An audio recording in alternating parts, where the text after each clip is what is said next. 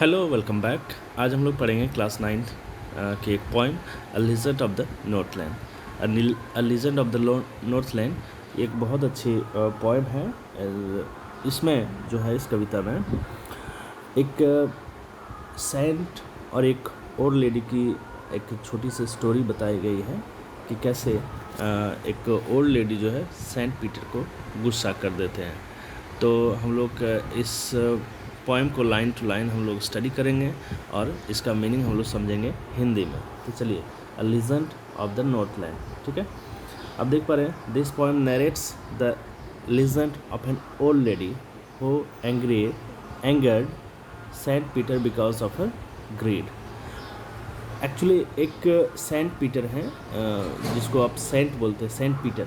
ठीक है, और एक ओल्ड लेडी है। ओल्ड लेडी कैसे सेंट पीटर को गुस्सा करा देती है क्योंकि वो जो लेडी है वो काफ़ी ज़्यादा ग्रीड है, लालची है।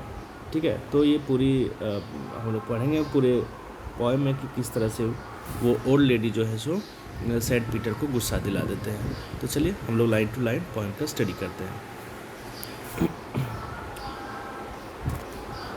Away away in the Northland, यहाँ पोइट कह रही है away away in the Northland में दूर दूर तक। Where the hours of the day are few, जहाँ जो है दिन के समय जो है, दिन के जो घंटे हैं वो काफ़ी कम होते हैं। And the nights are so long in winter, और रात जो है विंटर के सीज़न में काफ़ी बड़े होते हैं।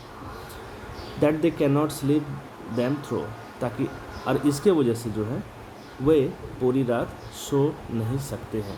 ठीक है, वो पूरी तरह से सो नहीं सकते हैं। ठीक है, away away in the Northland where the hours of the day are few and the nights are so long in winter that they can not sleep them through.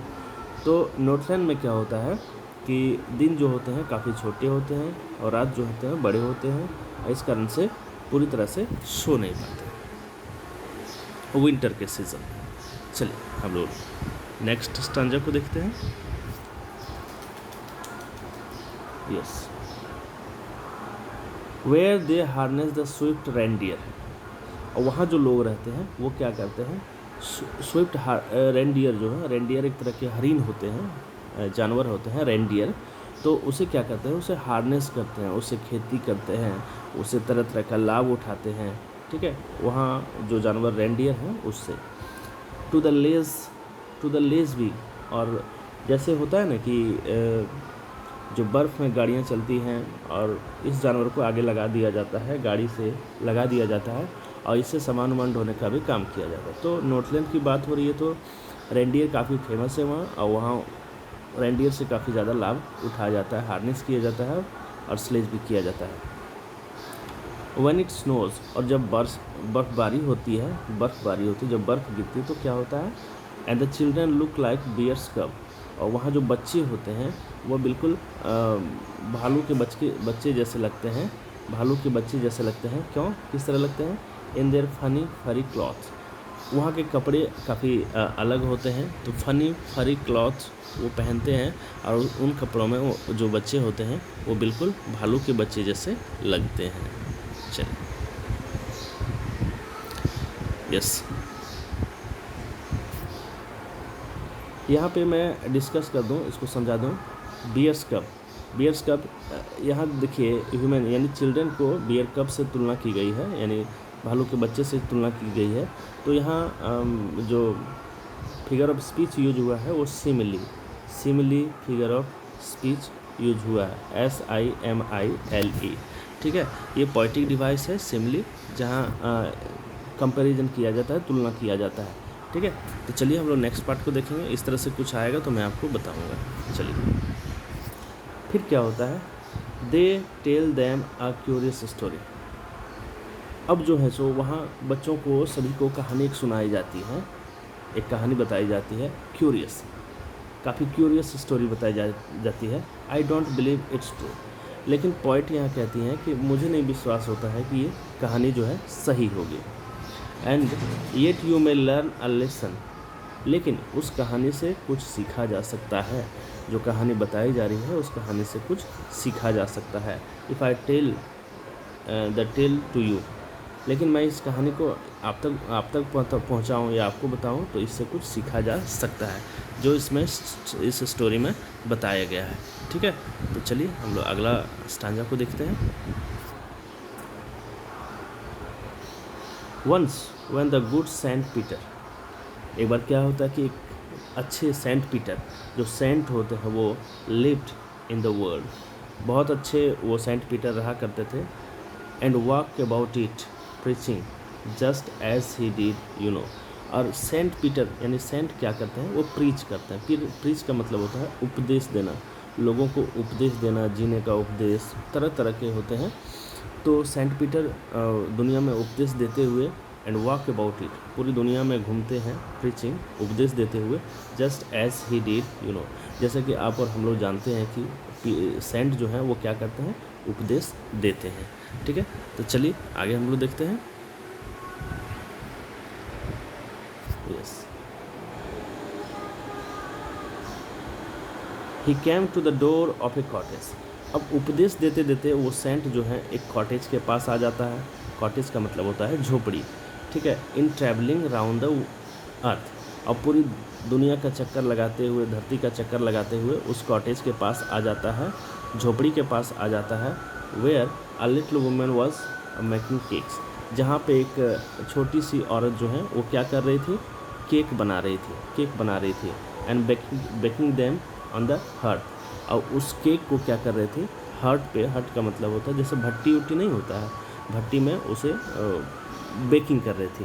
तो केक बना करके उसे भट्टी में, जैसे गर्म भट्टी एक तरह का ऐसा जगह होता है जहाँ कोयले वगैरह जो होते हैं, उसे जो केक वगैरह जो डो होता है उसे बनाया जाता है, बेक किया जाता है, उसे पकाया जाता है। तो वो कर रही थी। ठीक है, एंड बीइंग फेंट विथ फास्टिंग, तो वो जो सेंट होते हैं वो काफ़ी फास्टिंग में रहते हैं, मतलब उपवास में रहते हैं, और वो काफ़ी ज़्यादा फेंट हो जाते हैं, मतलब उसे भूख लगी रहती है और उसे चक्कर आता है। For the day was almost done, यानी दिन भर का वो प्रीचिंग करते हुए दिन भर वो चक्कर लगाते लगाते वो काफ़ी थक चुका होता है और वो भूखे रहते हैं, काफ़ी ज़्यादा चक्कर आने लगता है उसे। He ask her from her store of cakes, तो वो सेंट जो है उस लेडी से, उस औरत से कहती हैं कि अपने स्टोर से क्या करना है, तो give him a single one, अपने स्टोर से जो केक रखी हैं वहाँ से एक सिंगल केक मुझे दे दो, भूख लगी है उसे। ठीक है, तो चलिए आगे हम लोग देखते हैं।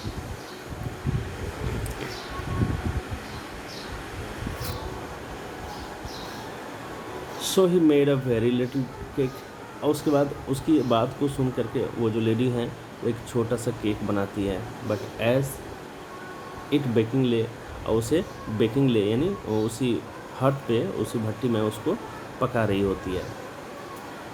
She looked at it and thought it seemed too large to give away, और फिर जैसे वो केक बना रही होती है उसे हट में डालती हैं, तो उसे लगता है कि नहीं, अरे ये तो केक बहुत बड़ा है, इसे नहीं दिया जा सकता।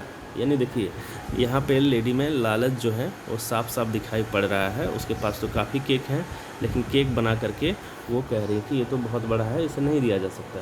देयरफॉर शी नीडेड अनदर, ठीक है, and still a smaller one. उसके बाद फिर क्या करती है, एक छोटा सा केक फिर वो बनाते हैं। नीड का मतलब जैसे आटा वगैरह गूंदना होता है, उसमें बहुत मटेरियल्स लगते हैं, तो उसका इस्तेमाल करते हुए एक छोटा सा केक बनाती है।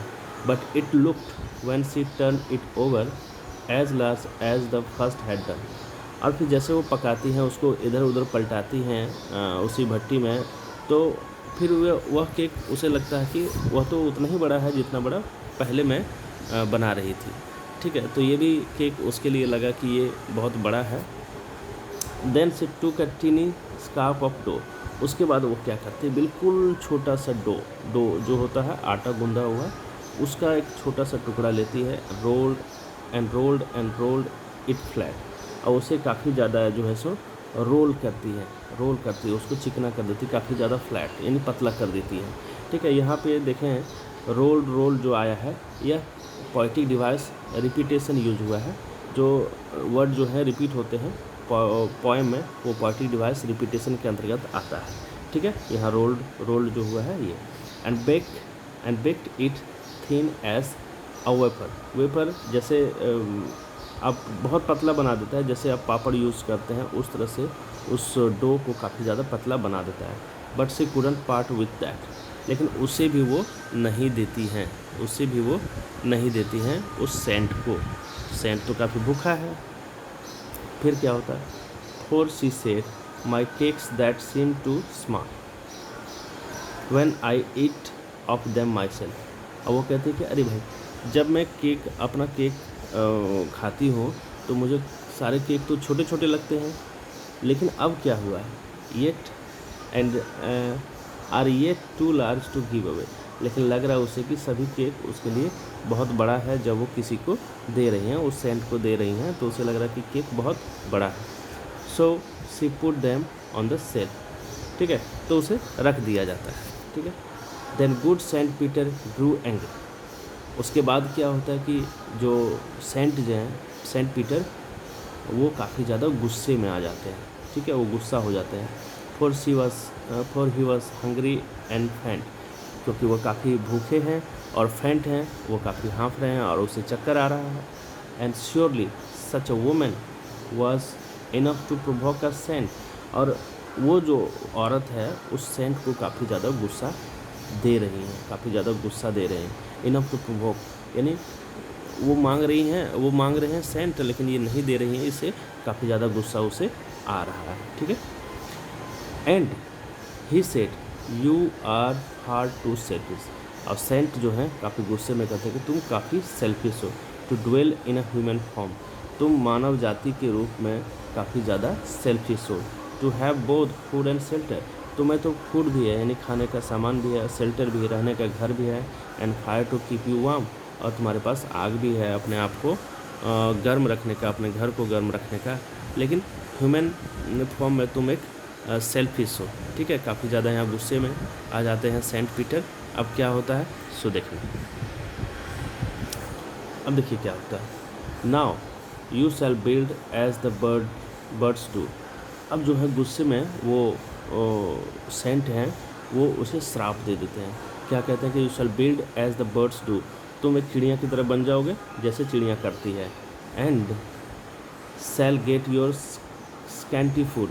अब बिल्कुल स्कैंटी फूड का मतलब हो गया बिल्कुल बहुत ही कम, तुम्हें चिड़िया के रूप में बहुत कम ही खाना मिलेगा। By boring and boring and boring. और क्या करने पे कि जो बोरिंग होता है, ये वुड पिकर जो यहाँ मैं बताऊँगा आगे, वुड पिकर जो होता है एक तरह की चिड़िया होती है जो जिसे कठफोड़वा बोलते हैं। वो लकड़ी को बोर करते हैं, यानी लकड़ी में छेद करते हैं, वहाँ से खाना निकाल करके खाते हैं। तो उसे श्राप दे दिया गया था कि तुम वुड पिकर बन जाओगे और तुम दिन भर क्या करोगे, all day in hard dry would, तुम सूखी लकड़ी में दिन भर छेद करोगे और वहाँ से खाना निकालोगे। इसका मतलब कि तुम्हें काफ़ी ज़्यादा मेहनत करनी होगी। यहाँ पे देखिए बोरिंग एंड बोरिंग, यहाँ वर्ड रिपीट हो रहा है, तो ये रिपीटेशन पोएटिक डिवाइस यूज हुआ है। ठीक है, then up she went through the chimney. अब जो है वो कुछ बोलती नहीं है और क्या होता है, up she went through the chimney तरफ चले जाते हैं। नेवर स्पीकिंग अ वर्ड, कुछ बिना बोले वो चिमनी की तरफ चली जाती है, चिमनी की ओर चली जाती है। And out of the top flu a would picker. और जो है जो चिमनी की ओर से, मतलब चिमनी की ओर से वह एक वुड पिकर के रूप में उड़ जाती है। ठीक है, इसका मतलब ये हुआ कि उसे जो श्राप दिया गया था सेंट के द्वारा, वह बन चुकी है, एक बर्ड बन चुकी है वुड पिकर, और उसमें यानी बर्ड में वो ट्रांसफॉर्म हो चुकी है। For she was change to a bird, यानी पूरी तरह से वो बर्ड बन गई है। ठीक है, चलिए आगे हम लोग देखते हैं।